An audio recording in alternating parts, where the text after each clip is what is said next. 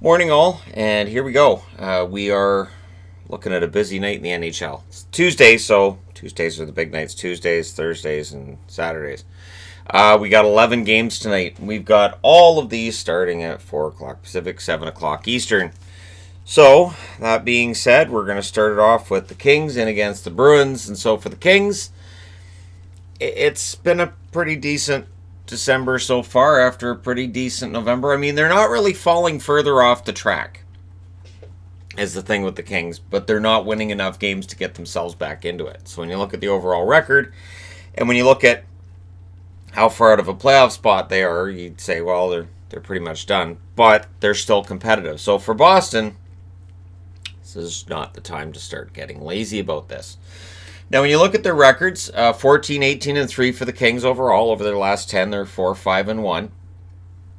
In October, they were 4 and 9. November, 7, 5, and 2. December, 3, 4, and 1. Boston, there are a lot of people overestimating Boston right now because Boston's 21, 7, and 6. But over their last 10, they're 5, 4, and 1. October, they were 9, 1, and 2. November, 9, 2, and 3. December, 3, 4, and 1. So when people complain that Boston's too low in the power rankings, they must have missed the fact that they had lost 5 in a row before that win against Florida. They need to show that it's not a downward trend, that they're still continuing. And they haven't played a full 60 minutes in a while, and I still haven't seen a full 60-minute game from them in a while. So we'll see how they do tonight against the Kings. Because if they're all sleepy against the Kings, this isn't going to turn out very well. Iafallo's got 5 goals and 11 assists for the Kings. Amadio, 6 goals, 7 assists. Wagner, 3 goals, 3 assists. So what I've done today is I've picked guys who have, who are either depth guys or guys who may not be putting up tremendous totals, and discussing a little bit that these are my 3 favorite members of the Kings forwards. I don't know that Amadio or Iafallo ever equal the totals that I think they could get to, but they're 2 of my favorite players. Roy, 3 goals, 8 assists on the blue line. Of course, Ben Hutton, 1 goal, 4 assists on the Kings blue line.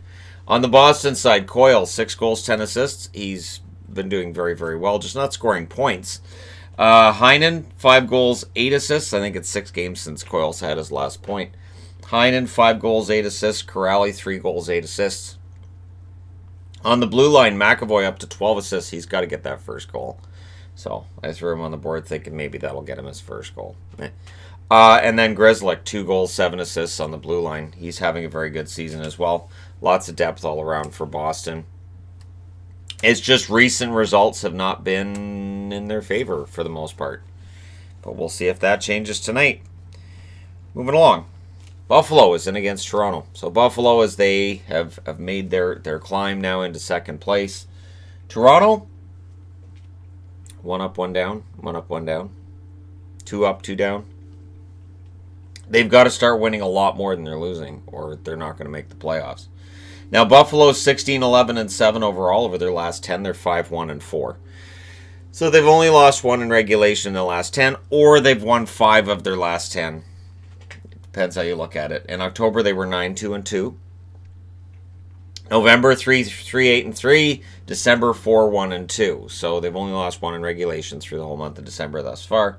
On the Toronto front, they're 16, 14, and 4. Last 10, they're 6 and 4. October, 6, 5, and 3. November, 7, 6, and 1. And in December, they're 3 and 3.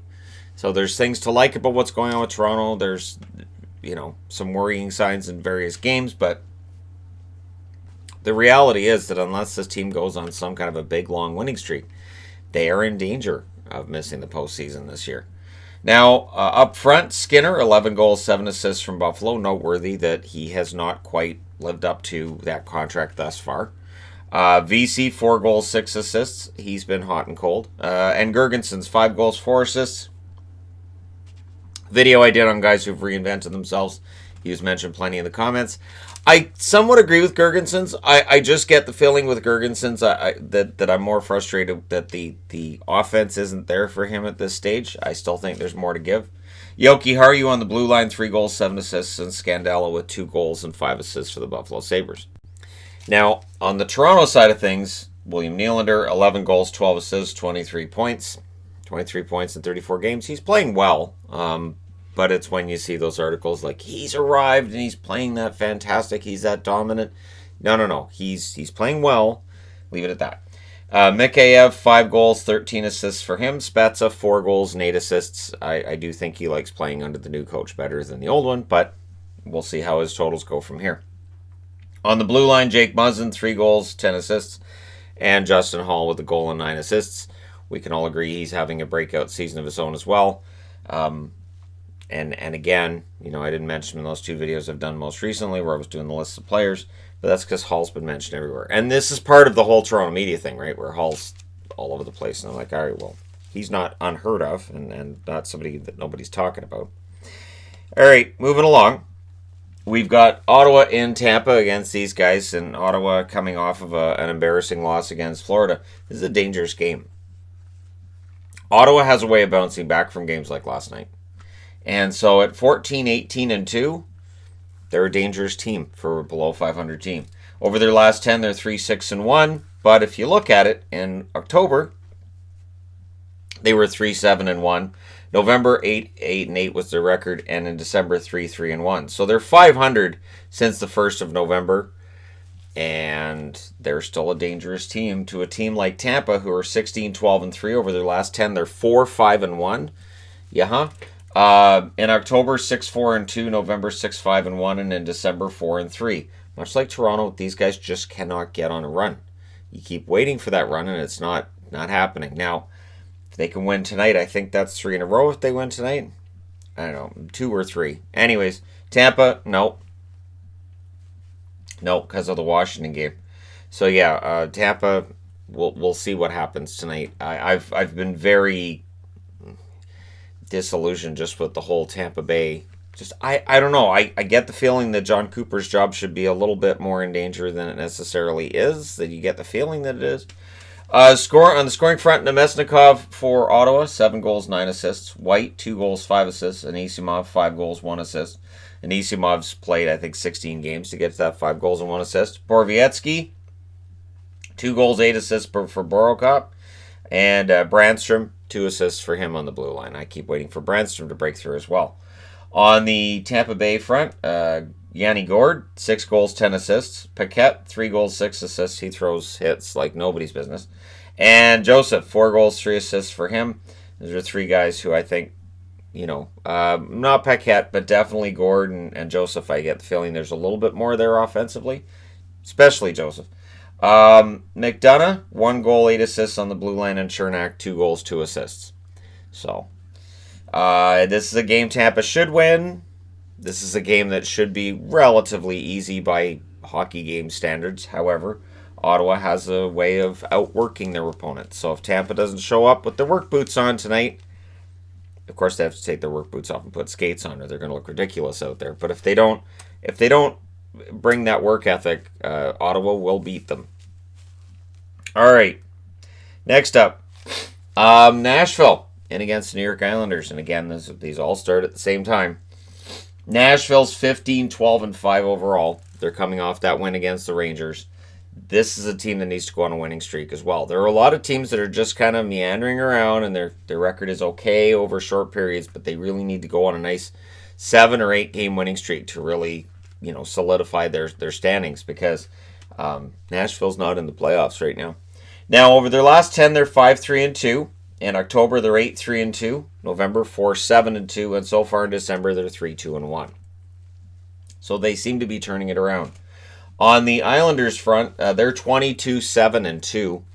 They are 6 and 4 in their last 10. They were 8 and 3 in October, 9, 2, and 2 in November, and 5 and 2 thus far in December.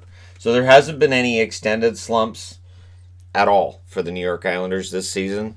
And so for Nashville, going to be interesting to see what happens tonight. They went with Saros last night. I assume it'll be Rinne tonight. We'll see how Pekka Rinne does against an Islanders team that has proved to be pretty darn lethal so far this season, and pretty stingy when it comes to giving up points. Duchesne, 8 goals, 13 assists for the Nashville Predators. We'll see. He's overdue for a big game. Sissons, 7 goals, 6 assists. Austin Watson, 5 goals, 6 assists as well.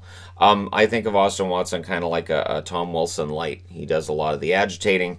He just doesn't have as much offense.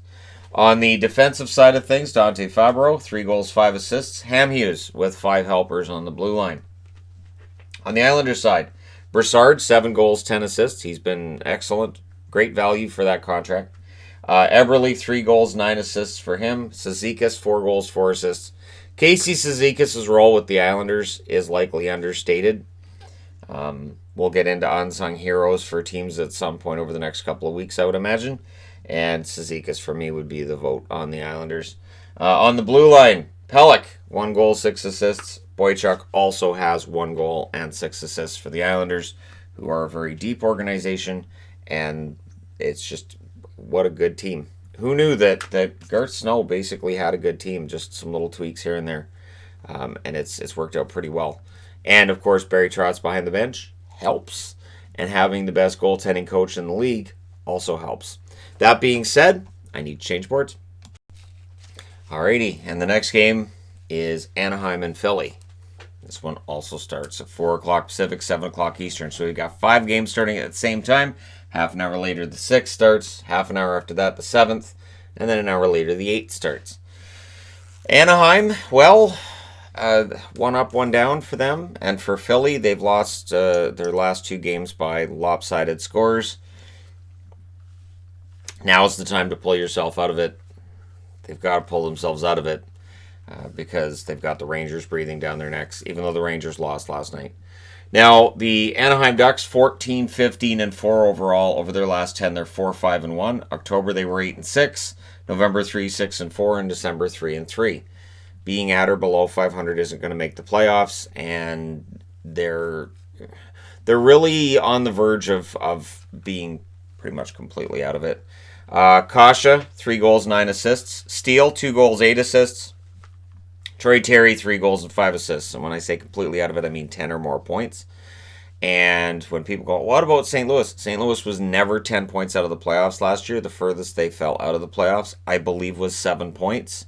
Because I remember doing videos on it where I was like, hey, they haven't fallen far enough out to give up yet. So if a team falls double digits out of the playoffs, that's probably going to be it. Del Zotto, 1 goal, 4 assists on the blue line, and Gooley with 1 goal and 3 helpers. On the Philadelphia side of things, at 17, 11, and 5 over their last 10, they're 6 and 4. October, they were 5, 5, and 1. November, 10, 2, and 4. So far in December, they're 2 and 4. So mediocre October, it looks like it's a mediocre December, and an excellent November in between. Now up front, these are the guys, they're going to need more points from these guys now that the Lindblom situation's come about, and he's out for the rest of the year. James Van Riemsdyk, 8 goals, 9 assists. Scott Lawton, 4 goals, 5 assists. And Frost, a rookie who's come in, viewed as kind of a savior for some, at least for the future. He may have to do that in the present. He has 2 goals, 3 assists thus far in his time in Philadelphia. It would be excellent if he could step into that role and excel in it. On the blue line, Gostisbehere, 5 goals, 6 assists. They do need more offense from him. Sanheim, 2 goals, 6 assists. They don't need more offense from Sanheim. I just like throwing them up on the board, and I don't often get a chance to do so. But yeah, Ghost, they need more from. Van Riemsdyk's had his moments recently, but they do need more now that their 11 goal scorers out, and of course Konechny having been injured recently as well. And then there's the question of when he does play, is he 100%? Or anyways, there's going to be some issues in Philadelphia if they can't adjust, and some of these depth guys don't get it going. So we'll see. Next up, Columbus in against Detroit. So the Columbus Blue Jackets 13, 14, and 6. They have to feel pretty good about last night's result where they beat the Washington Capitals again. And they're in against the 9, 23, and 3 Detroit Red Wings. Now, I would put up an Akbar magnet, except that Columbus is below 500 to start with, so they shouldn't be taking anybody lightly. And over their last 10, they're only 3, 5, and 2. In October, they were 5, 5, and 2. November, 6, 6, and 2. And in December, 2, 3, and 2. So their record has been a lot of mediocrity. On the Detroit side of things, they're 2 and 8 in their last 10. October, they were 4, 8, and 1. November 3, 11, and 2, and December 2 and 4 so far. So we'll see if they can win their third game in December and equal all of November's win total, because this is who Detroit is now. On the scoring front, up front for Columbus, Foligno, 4 goals, 9 assists. Texier, 6 goals, 4 assists. He's been heating up. Wenberg, 2 goals, 8 assists. Wenberg gets enough ice time. He has to start scoring points, right? He's out there a lot. On the blue line, Savard, 5 assists. And Kukan, 1 goal, 3 assists for him on the Columbus Blue Jackets blue line. Now, on the Detroit side, Filppula, 3 goals, 10 assists. Zadina, 2 goals, 5 assists in, I believe it's 10 games, and he's going to be sticking around for a while with the way he's been producing. And N stands out to me as a guy who I thought would have at least more than just 1 point on the season, and that's a goal thus far. On the blue line, Green, 2 goals, 5 assists. Nemeth, 1 goal and 4 assists for him. So for Detroit, can they pull this off? Probably. And I say that because if Columbus beats the Washington Capitals in a shutout and the next night loses to the Detroit Red Wings, that'd be the most Blue Jackets thing they could do. And it might lead to Tortorella having a complete meltdown. Tortorella has honestly, you can see it. He has a good bond with these players, and he's trying to give them that right kick in the backside they need in order to get going. I don't mean that literally.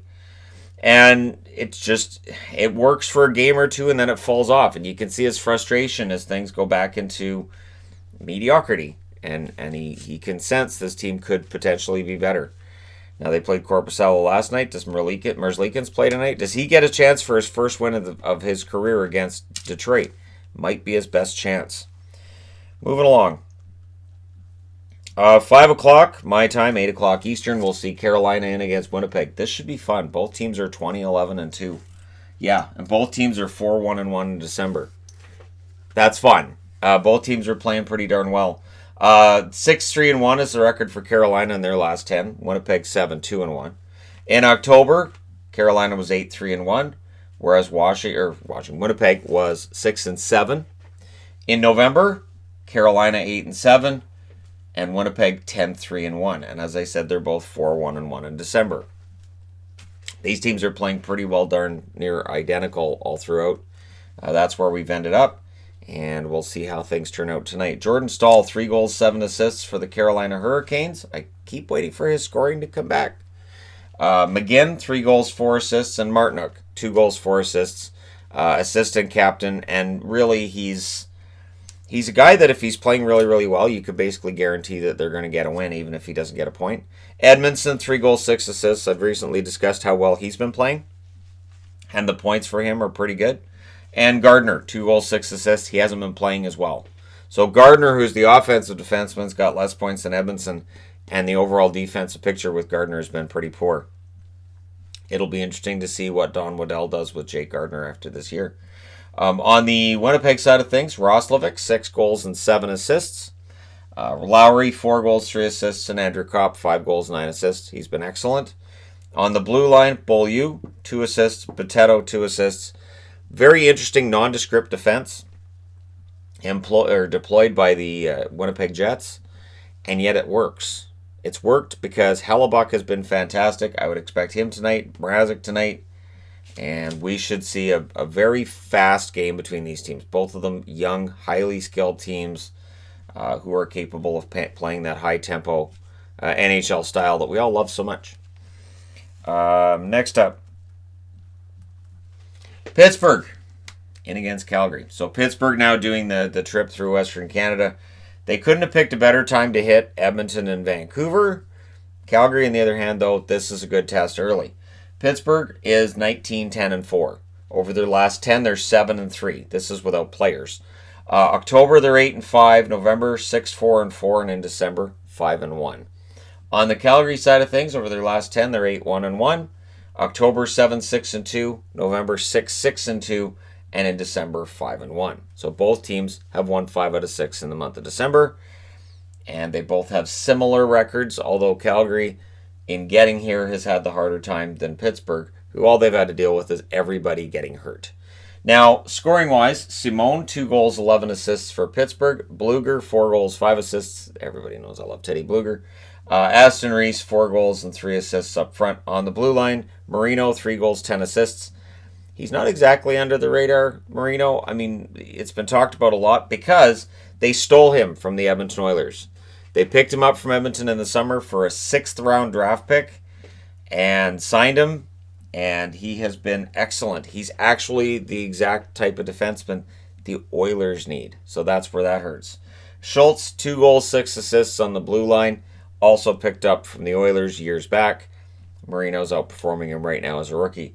On the Calgary side of things, Backlund, 3 goals, 11 assists.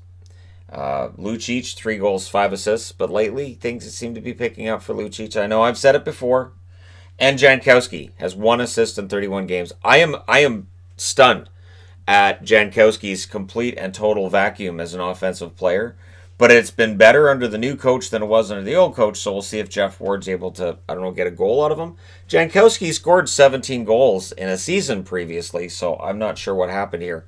Rasmus Anderson on the blue line, 2 goals, 8 assists, and Noah Hanifin, 3 goals and 5 assists for the Calgary Flames, and I keep waiting for Hanifin to break through too. Some of these guys, I'm starting to think it may not happen. That being said, once again, I need to change boards.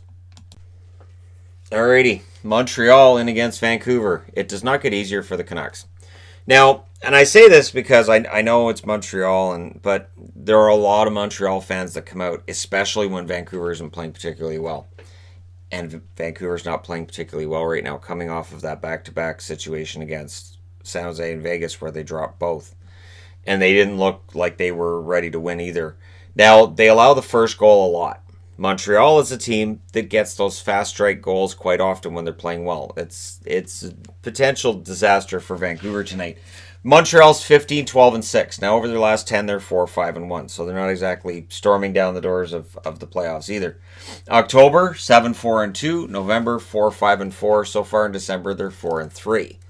So they've won 4 of their last 7. Whereas Vancouver, they're 16, 14, and 4. Remember the early days? They're 4 and 6 in their last 10. During those early days of October, they were 8, 3, and 1. November, 5, 7, and 3. December, 3 and 4. And we're up to that stage now with Vancouver where if they get off to a good start next year, I don't know if I'll trust it. Because I kind of trusted it after October, and everybody said, yeah, no, you should trust it. This is different. And it's really started to look kind of samey. Montreal, Domi, 6 goals, 14 assists for 20 points. It's interesting that after Domi had that great year last year, and now he's back to more standard kind of totals that he had in Arizona. And people are like, what's happened to Domi? I think he just had a really, really good year last year, really enjoyed playing in Montreal, and I think this is probably about where he ends up. I think he's a 50, 60-point player, which is fine. Suzuki, 6 goals, 9 assists, is still better than what Galchenyuk's become so far in Pittsburgh. Suzuki, though, with his 15 points, very good rookie season for him. And Nate Thompson, 2 goals, 7 assists. He's been fantastic for Montreal. Now, on the blue line, Sherratt's been pretty darn good, too. 4 goals, 7 assists. That's not bad. And Kulak with 2 assists on the blue line for them. Now, Vancouver, Pearson, 8 goals, 13 assists. Very streaky player, and he'll tell you that. Gaudette, 6 goals, 8 assists, 14 points for him. I'm still not sure what I think Gaudette's ceiling is. I'm not completely certain. Jay Beagle, 1 goal, 2 assists for the Vancouver Canucks up front. And Beagle's contract will be a divisive thing among Canuck fans for years to come. I will say this. The smart teams in the NHL do manage to get bottom 6 guys and pay them like bottom 6 guys. So we will discuss the Vancouver situation, I would think, over the next couple of days. After this game is a perfect time to discuss it, whatever happens tonight. Tanev, 1 goal and 8 assists for him, and Jordy Ben with 6 helpers on the blue line for the Vancouver Canucks. So tonight's a interesting night for both of these teams. I think this is one that Montreal should win, to be honest. Vancouver coming back from 2 games on the road and only had 1 day turnaround. This is a good night for Montreal to strike a team that might be a little bit tired and a little bit might have some low self-confidence going on right now. All right, next up, Minnesota in against Vegas. This one starts at 7 o'clock my time, 10 o'clock Eastern, same as the Vancouver game, which are half an hour ahead of California, because for some reason California games always start at 7:30. It's kind of obnoxious. But anyways, Minnesota in against Vegas, and Minnesota 16, 13, and 5. And overall playing really, really well over the last couple of months. Whereas Vegas seems to be coming into their own as well. They're 18, 13, and 5. So they've played 2 extra games and they've won both in Vegas. Now, over their last 10, both teams are 7, 2, and 1. In October, Minnesota 4 and 9, whereas Vegas was 8, 5, and 1. So Vegas loved October. Minnesota didn't. November, the story reverses. 7, 2, and 4 for Minnesota in November, whereas Vegas was 5, 6, and 3. Now in December, both teams are 5, 2, and 1. So this is a pretty big game.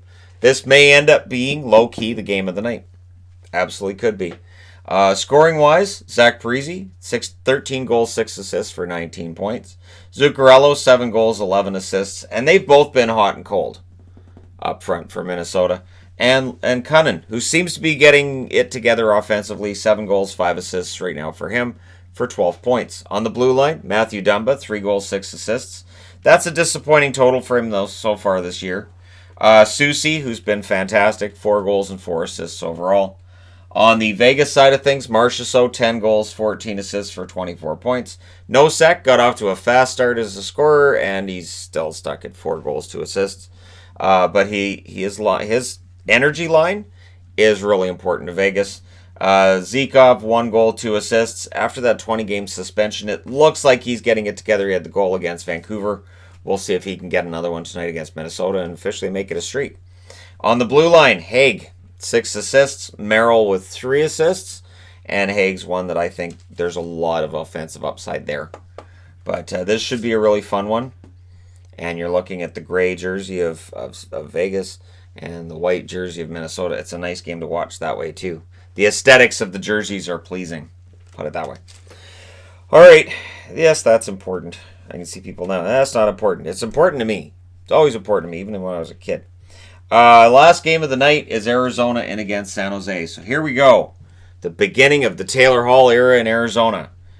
And they put a clause into that first-round draft pick that's going to New Jersey that if it is a top 3 draft pick, it goes back to Arizona. So it's a Taylor Hall clause that involves the lottery. And I have to admit, I actually found that entertaining that was put in there. Because Arizona's 19, 12, and 4. They're leading the Pacific. That's an odd clause to have in there when you're leading the Pacific. But fine, they're betting on themselves. They're in against the 16, 17, and 2 San Jose Sharks, who I don't believe are betting on themselves at all right now. There's a lot of issues with San Jose. And I think it's going to take a while to get them ironed out. Apparently, there's a lot of coach work being done with Martin Jones. And so Aaron Dell very likely gets the start tonight because they're working with Jones to basically revamp his game. Hopefully, Nabokov can do some kind of a horse whisperer thing there because it's strange. Jones could be a very, very good goaltender. As recently as the 2019 playoffs, he was excellent. Except for those shaky games against Vegas, he was pretty excellent in between that and the end of their playoff run. And you get the feeling he can turn it around. So we'll see what happens starting with tonight. Now, over the last 10, Arizona's 5-4-1. In October, they were 7-4-1. December, 8-5-3. In November, October, 7-4-1. November, 8-5-3. And December, 4-3. So they've been above 500 in December, but they're not dominant. Obviously, with Hall, they want to take that next step and become a contender. On the San Jose front, they're 3-6-1 in their last 10. November was their best month at 11-4. Around that, it's kind of October was 4-8-1. December 1-5-1. So it's been a pretty poor month. That one win in December, of course, was against the Vancouver Canucks. We'll see if they can beat Arizona tonight. Now, scoring, Connor Garland, 12 goals, 5 assists for Arizona. Coyotes fans really like Garland's scoring touch. I do as well, and I hope we see more assists from him. And again, it's that if a team has to respect that you can pass it and not just shoot it, it'll open up more shooting lanes for you. Hinostroza, 4 goals and 10 assists. And Stepan, 5 goals, 6 assists. His offense may not be what it was, but Derek Stepan does provide a very important component of that forward group. It's all kind of like, it's all I don't know how to put this. It's just, it's 4 lines that all work really, really well together. It's a really balanced group. And again, adding Taylor Hall, that's going to change things. Now on the blue line, Ekman Larsson, 2 goals, 9 assists. Demers with 5 assists on that blue line. On the San Jose front, LeBanc, 8 goals, 11 assists. He's been pretty solid. Marleau, 6 goals, 5 assists. After a fast start, it's kind of fallen off for him. And with Marleau, I do wonder, is he going to reach that record of Gordie Howe's, or is he not going to play again next year? You would need to play next year in order to break the Gordie Howe games record. Will he do it, or will this be his final season? Melker Karlsson, 3 goals and 3 assists up front. I wanted to put him up there because we don't really talk about Melker. He's the forgotten Karlsson in San Jose, and yet he's an important bottom 6 guy. On the blue line, Marc-Edouard Vlasic, 5 goals, 5 assists, having just played his 1,000th game and all of that. And Brendan Dillon, 1 goal, 7 assists, a defenseman that I miss that physicality in Dallas. I do. I know there's Alexiak in Dallas, but I miss Dillon on the team. That being said, you guys are all set for tonight's games. Let me know your winners, all that other fun stuff. Don't forget to hit like and subscribe if you're browsing your way through. You just happened upon this video. Thank you guys so much for watching and for all your support. I will talk to you again soon.